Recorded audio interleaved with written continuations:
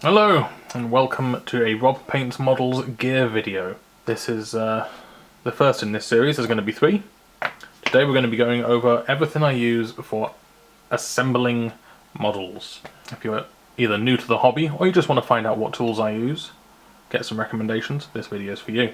Models come on sprues, like this, plastic sprues, for the most part. Some of them are metal, some of them are resin. Vast majority of you will be interested in this kind of stuff. This is everything that I use to clip out, clean and assemble these models, plus some extra handy stuff.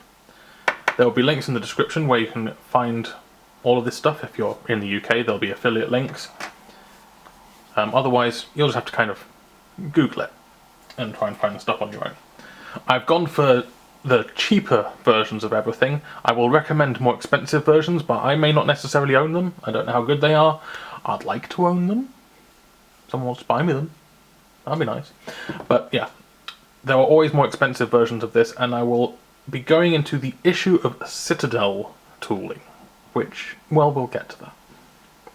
Let's start with the very first thing that you're going to need: some snips, aka side cutters. Side cutters are the most important bit. They are what allow you to remove stuff from the sprue, because they cut plastic very easily, like so. This is a set of Games Workshop snips from about 1993, 94 something. I've had these a very, very long time. They're a bit glue covered and knackered and starting to look a bit they're kind of chipped up. The equivalent to these I've found are Modelcraft ones, so link in the description for those. They're about 6 to 7 quid, I think. They're not expensive. The Citadel ones are expensive and frankly not worth it. For a start, they have handles which are very painful to use because they're just metal and without any kind of squishy thing, which, considering that your motion is this, it means it's going to dig into your hand. Get something with the squishy handles. The other thing is that they're typically quite stiff and they don't have a good spring in them, so they don't return to their open position very easily. Your mileage may vary depending upon the exact ones that you get, but generally speaking you want ones with a nice big spring here, so they return to their open position. In terms of actually cutting flush, they're pretty fine, but these are also pretty fine, and I've had these for 20 years, basically. At least 20 years, might be even longer. But there you go, they can last you a long time. Now, the more expensive version of these are generally made by Tamiya. In fact, the more expensive version of everything is generally made by Tamiya. But there's a reason for that, and that is that they are very well made, they are precise, and they will last you a very long time without dulling. Now, the way I assemble models using snips is that I will typically, here is an example, here is your piece that you want to remove. This is a gate, or sometimes a vent. Vents and gates are basically the same thing. This is where the plastic enters, fills the mould, and then leaves. Now, what a lot of people will do is they will try and cut with the flat side of the snips up against the piece they want to remove. I don't do this. Instead, I just cut here. And the reason for that is that most pieces of sprue, once removed from a couple of gates, will just come straight off with a bit of a twist, leaving very, very tiny, tiny, tiny bits of cleanup required. What I'll typically do is grab the gate, and then once it's off the sprue, then I'll flip it round and I'll cut it closer. This gives me more control over removing the thing from the sprue. But the flat side is so that you can cut up against something and it will be flush and not leave a mark. As you may not be able to see, these do leave a little bit of the plastic proud of the surface, and this is where we get into cleaning. If you get some very expensive versions of this, they may not leave anything that needs to be cleaned up, but there will almost always need to be some cleaning. Side cutters slash snips, as they're known, very important. You need these. The specific brand doesn't really matter, But you want some that are designed for doing plastic rather than doing, say, wires, because then you're guaranteed this side here is actually flush, whereas with wire cutters it's not that important. Next, cleanup. There are several tools for this. In fact, it's one of the most time-consuming parts of building a model, is cleaning your parts. If you don't care about mold lines or leaving vents on your models, then you can skip this step and just go straight ahead to assembling it. But most of the time, you will care about this. It looks ugly. You know, there's a difference between, say, weathering a model and having it covered in mold lines. Someone looks at your model covered in mold lines, they're just, you know, it doesn't matter how good the paint job is, they're not gonna like the model. You see the mold lines, it's, you know, ugly. They're very ugly. You want to get rid of them. Several ways you can do this. My preferred way is a needle file. These are some ancient Draper ones, almost rubbed off the logo here. Again, there's a link in the description where you can get these. You can get these in a set of 4 or 5, I think. Generally speaking, I only use 2. I use the flat ones for flat things, and I used the round one for anything that isn't flat, basically. These are good for removing material. So for example, on our little vent here, we can just do that. And it's actually just completely cleaned up now. Don't need to do anything else. Get in here.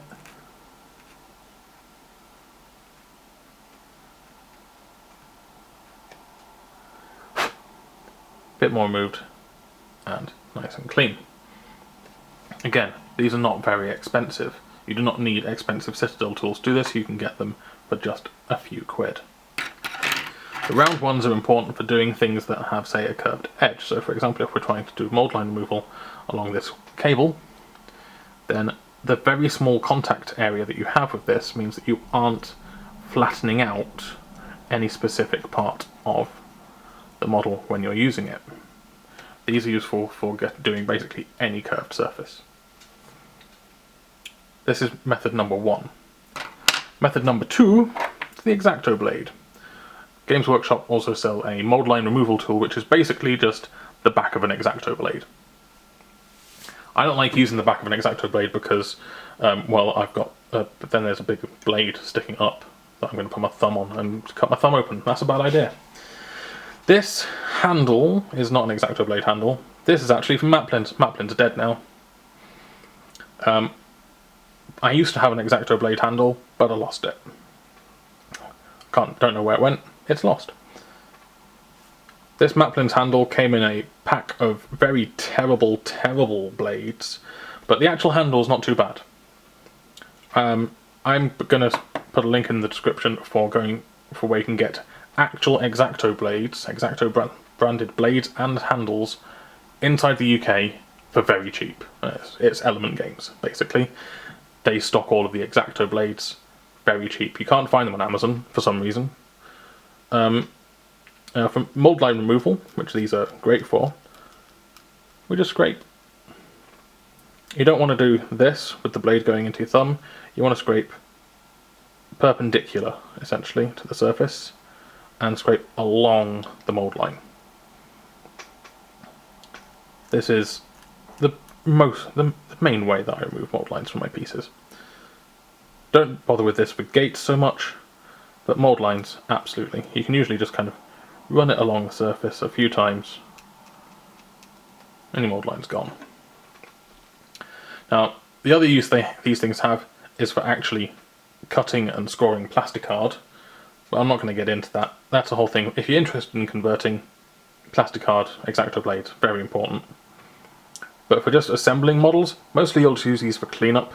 Do not use these to try and remove something from the sprue. It's way, way too difficult. Snips is what you want for that job.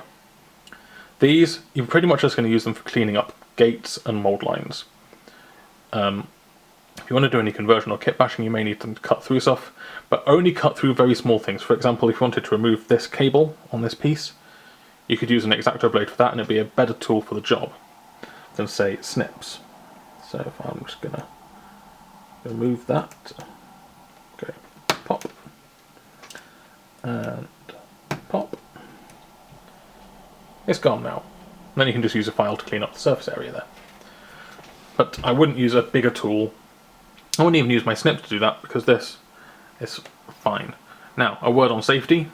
You want your blades to be as sharp as possible. A sharper blade is a safer blade. Sounds counterintuitive, but it is.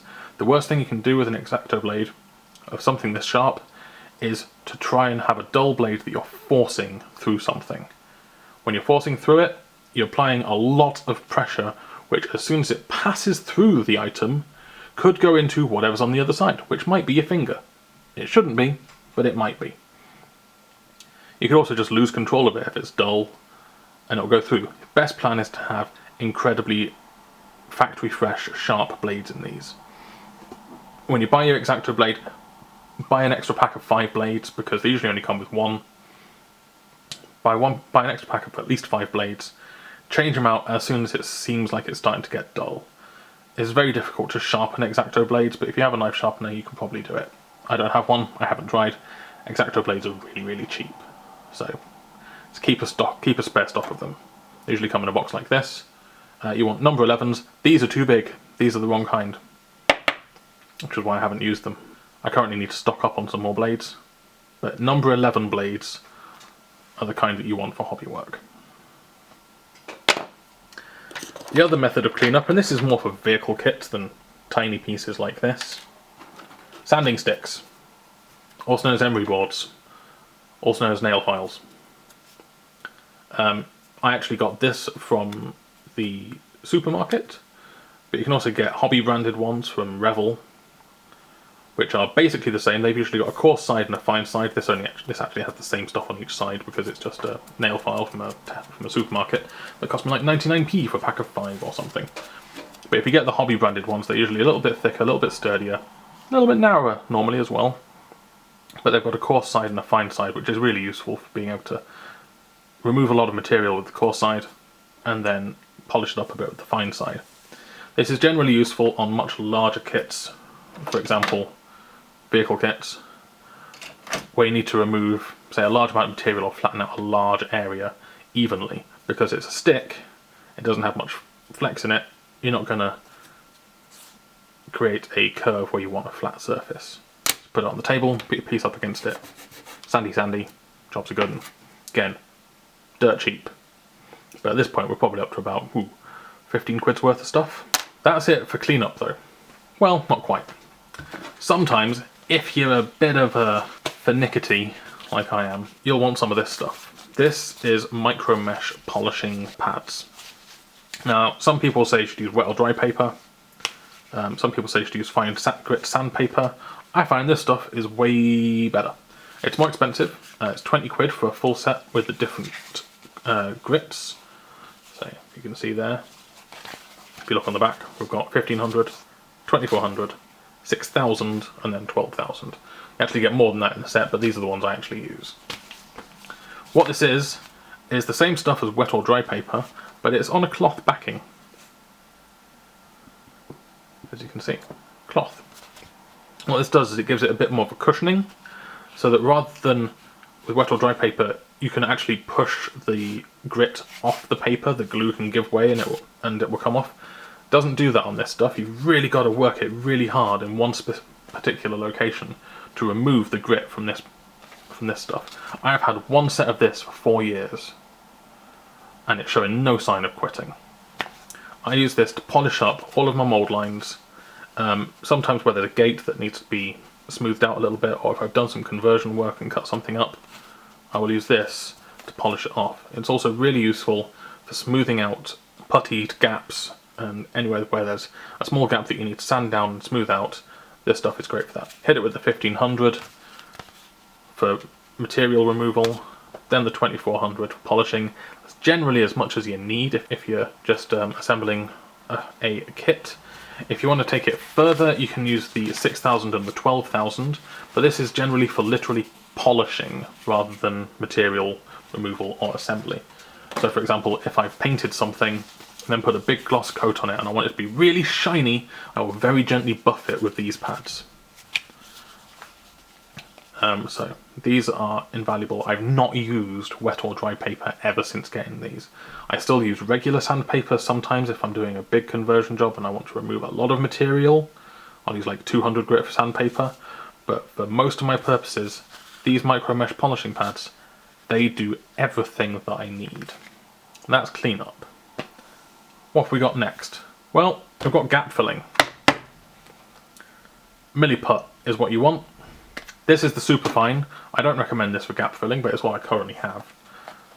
I recommend standard Milliput, the yellow kind, the yellow and grey kind. It's 2-part epoxy resin. Much like green stuff, but it's a bit easier to manage, and it doesn't come in big strips. So I've got some. I'll show you the downside for green stuff. I mean, for a start, here's some your typical green stuff. Yellow and blue side. This bit down the middle where they touch, that's already cured. That's already turned into your epoxy resin. You've got to remove that. So first off, you've got to cut your yellow side off your blue side, and then mix it. That just seems wasteful to me. Milliput, instead, it's basically the same stuff, but regardless of which kind you buy, comes in 2 tubes, or 2 rolls. Part A, Part B, mix them together in equal parts, you got yourself an epoxy resin. I'm not going to do that because this is messy stuff, this Superfine. The Superfine stuff is useful, and quite sticky. Superfine stuff is useful for doing base work. So, for example, on this base, most of this is plaster of Paris cast rock pieces, but they've been joined together with this Milliput Superfine. This stuff works great because it is soluble in water, which means you can mix it into water, or use some water on your finger and you can smooth it out really easily. It makes it great for doing bases. It takes an imprint really nicely from, say, a rock that you want to use the texture of. Good stuff for doing bases. The standard stuff, excellent for gap filling, and I need to get some more of it. Again, not very expensive, is cheaper than green stuff, and better. Again, Milliput. So what else do we need? Well, sometimes parts don't stick together correctly, or if you're doing a conversion, or have a particularly fragile kit, you may need to pin parts together. Now, what is pinning? Pinning is where you take a drill, a hand drill in this case, with a very small drill bit, and say a bit of paper clip. You drill a hole into one piece, and then you end the area it's going to connect to, and then you use the paper clip to create a metal pin between those 2 pieces, so that they are reinforced essentially. This is useful on things like weapon handles that connect onto a big gun. You can drill a hole in where it connects, say there, and then you can insert your paper clip into that, and it will connect up much nicer. It is a much stronger join. Generally speaking, this is a thing that you used to have to do on metal models a lot. And drilling through metal takes a long time. Drilling through plastic, much easier. I can't remember what brand of pin vise this is. It's a generic brand, but I believe Modelcraft sell a similar one that's the same. Now, some people who don't know how hand tools work, this spinny bit on the end, this is for resting on your hand. I mean, will seem a bit strange to the veterans watching this that I'm explaining how to use a pin vise, but some people don't know. So let's find something I can drill into. This base will do. Pinning models to bases, also a very common thing. Get your pin vise in your hand, with your drill bit in. The set I'm linking to in the description comes with 5 drill bits that are common for model making. You'll probably have created a point using your tip of your Exacto Blade where you want to drill this pilot hole, and then you just turn. So as you can see, this bit that spins, you don't hold it and turn this. I've seen some people try to do that when they first use it. You do not hold the drill steady and turn this to try and drill into something. You push that against the inside of your hand and you turn the rest of it. And then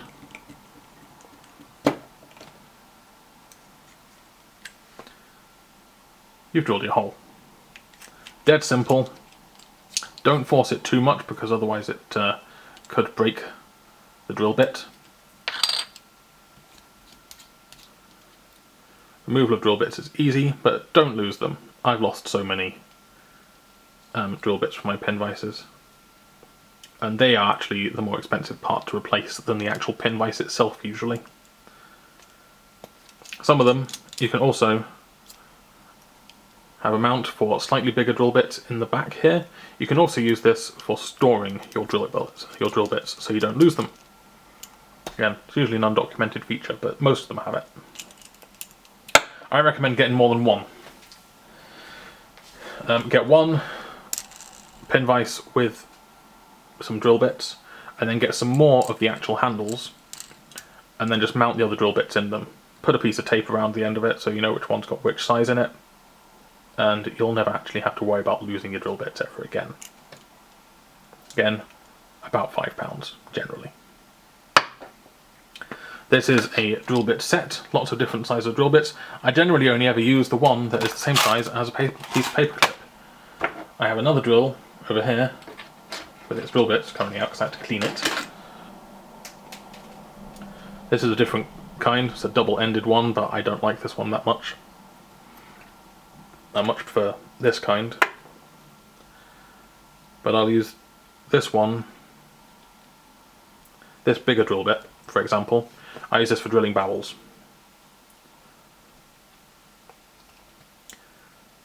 Because it's a slightly larger and slightly more appropriate scale for doing things like bolt guns or pistols on orcs.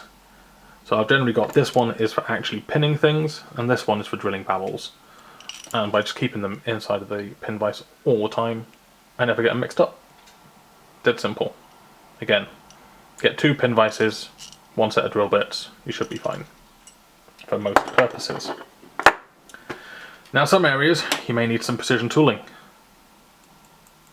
Tweezers. Whoops. Hey. Get a set of these. Generally speaking, you want the self-closing kind, which is this kind, so that you can pick something up that's quite small. Like so. And you don't actually have to apply pressure to keep it in place. Very useful for positioning small parts. You also want the regular kind and the precision kind, which I've currently lost. I'm not very good at keeping track of my tools. But the regular kind are useful for removing, say, stray hairs from things or parts into position. And the precision kind are very, very good at placing very tiny parts in place. With Games Workshop kits, you generally won't have parts that small, but some actual model making kits, scale modeling kits, will have parts that small, and you will need that. For a lot of the stuff, I generally find the tip of an Exacto Blade can pick up very small parts and push them down and place them without actually damaging the part. If you're planning on doing resin kits, you'll need one of these.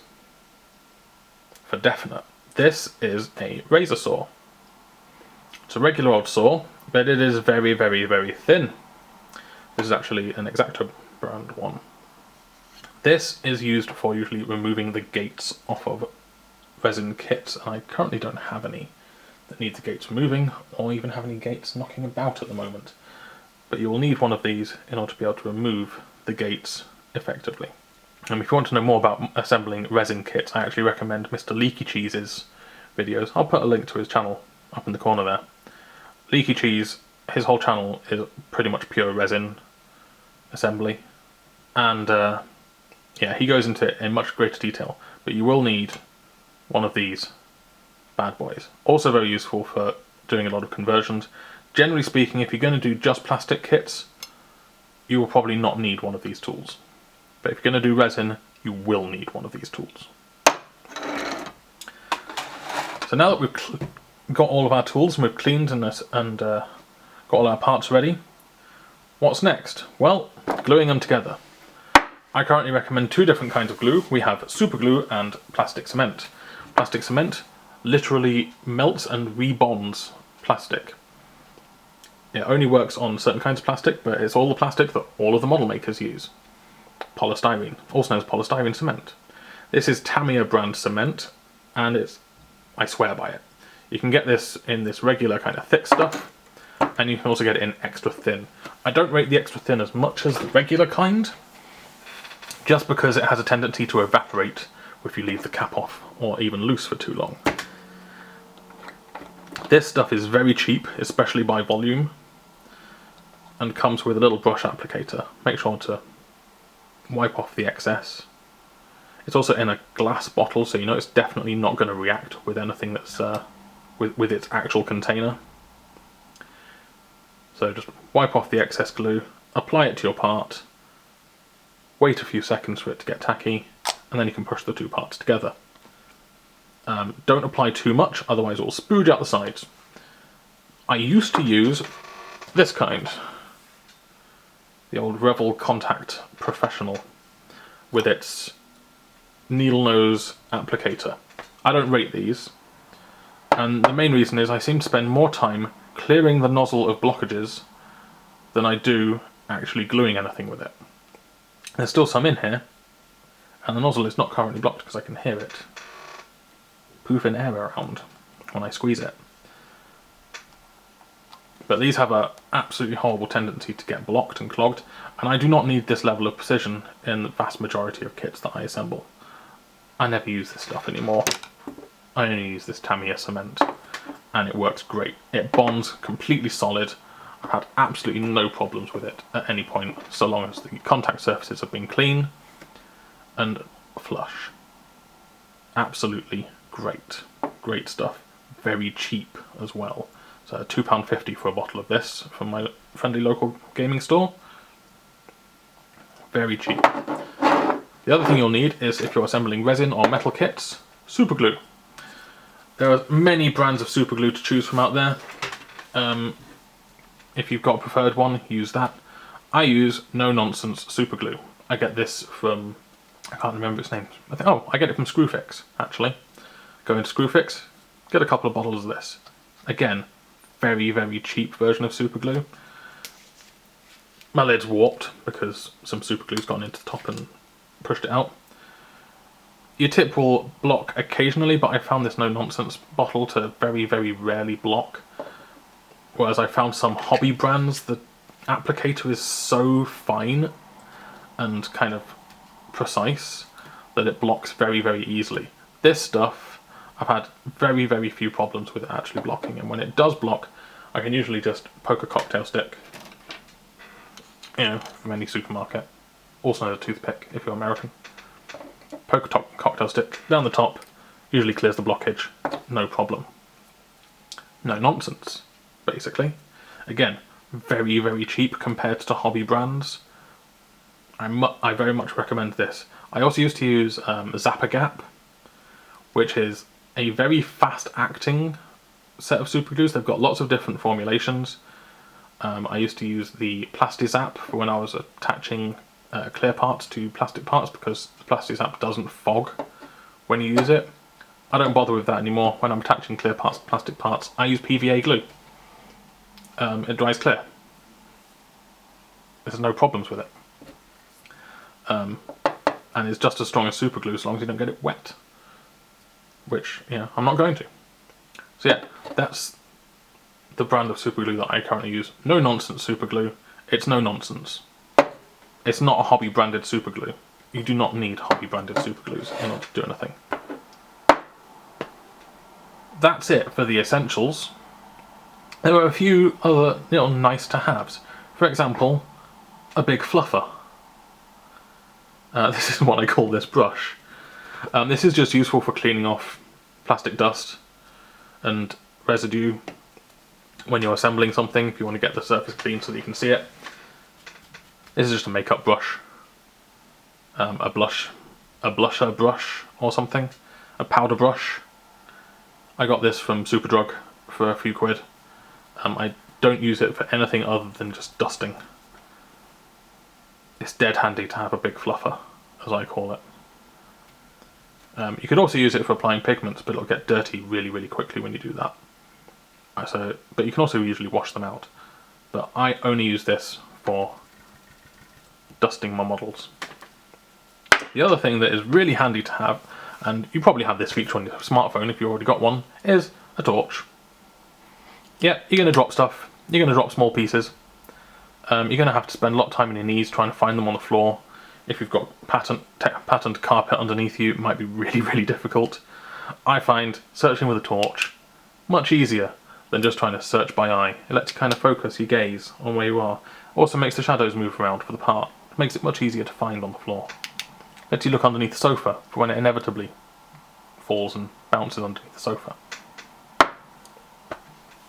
And that's basically it. That's pretty much all I use for assembling and cleaning models. There will be more videos of this kind going through the rest of the gear that I use. There will be one on painting, which will be regular painting with a paintbrush, and there'll be one on airbrushing. If I've forgotten anything, leave it in a comment below. What brand of stuff do you swear by? I've generally found the Citadel stuff is to be very much overpriced. Same with the Army Painter stuff. The Army Painter stuff is better priced than Citadel, but it's not as well made, I found. But yeah, if you want the expensive versions of anything, basically just get the Tamiya version of anything.